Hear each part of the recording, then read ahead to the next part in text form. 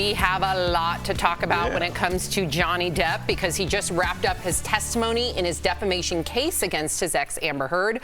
But yesterday, a clinical psychologist took the stand and told the jurors that she thinks Amber suffers from some pretty serious mental disorders. Take a look.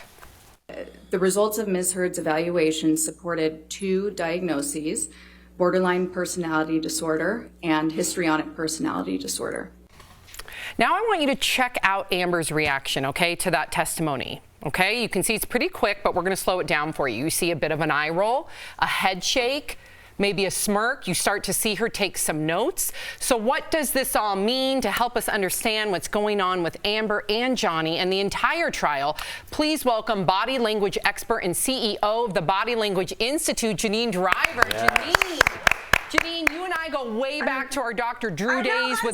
So good to see you. You are the best of the best. She really helped us interpret Jodi Arias during the Jodi Arias trial. So we need your experience here. You've been in the courtroom, have been watching this entire trial. Tell us in your expert opinion, what does Amber's reaction in this situation mean to you? Well, when Dr. Curry hits the stand, I say she's the smoking gun of the whole entire situation here.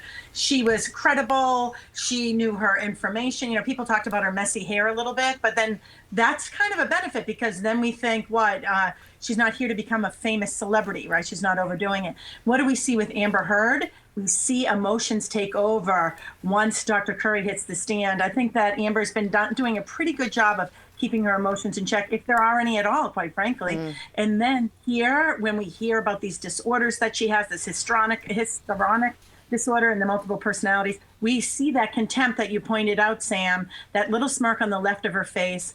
That's moral superiority. And rolling eyes, you know what that is? That is the nonverbal indicator of sarcasm. Wow. Yeah, I'd love to come on the show again. That would be great, Sam. So we have sarcasm. I missed you. The first thing I noticed when I started watching this trial was almost Amber's deadpan look at times, right? And now it seems like Amber is also taking a lot of notes, which I didn't notice before. Is there anything significant about that? I teach people to do this if you don't want people to read your face. I remember I checked into a hotel once in Vegas and it was after midnight, and the person goes, "Welcome to the blah, blah, blah hotel."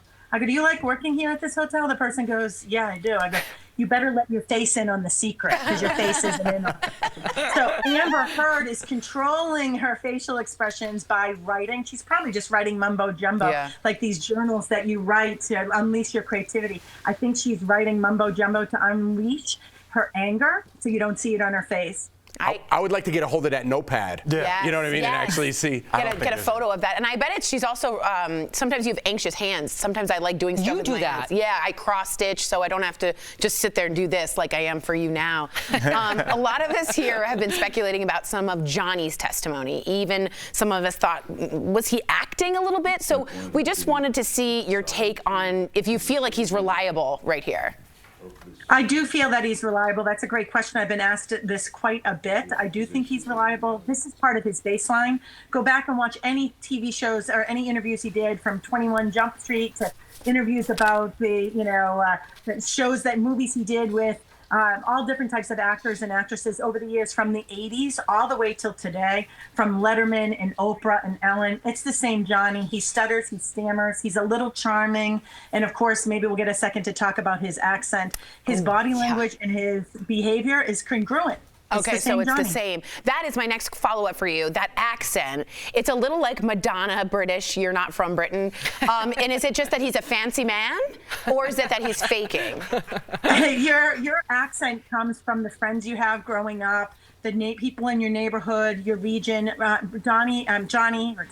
Johnny was born in Kentucky, moved when he was just before his preteens, but he has a tumultuous childhood. He hung out a lot with his grandfather. He called him Papa, who would collect tobacco out of the fields, and the grandfather would tell him all kinds of stories. A study was done, over 1.5 million people, evaluating accents of the United States of America, and the Kentucky accent comes up as sexy because it is this smooth draw. It's mixed with this Midwestern Southern accent. He then moves to Florida, lives in over 20 locations. He's an outsider. People aren't nice to him. He becomes a little bit of a troublemaker. And guess what? Gets a fake ID by 13, starts going to bars in Florida, to play music. So who do you think you're listening to at 13? Men, a deeper voice, a growl. He's got his grandfather from Kentucky, people hanging out in a bar, and he's 13 years old. Your accent is being developed. As a matter of fact, all of us have an accent. I'm from Boston, and our accents tweak. You don't hear my accent coming out right now. I used to work with a guy named Mark, and I would say, Mark, Mark. They thought I was making like bird sounds every time I say Mark. That was like just such incredible background for just his voice, like 23andMe, but for why his accent's like that. That was, and then mix Captain Jack Sparrow, you know.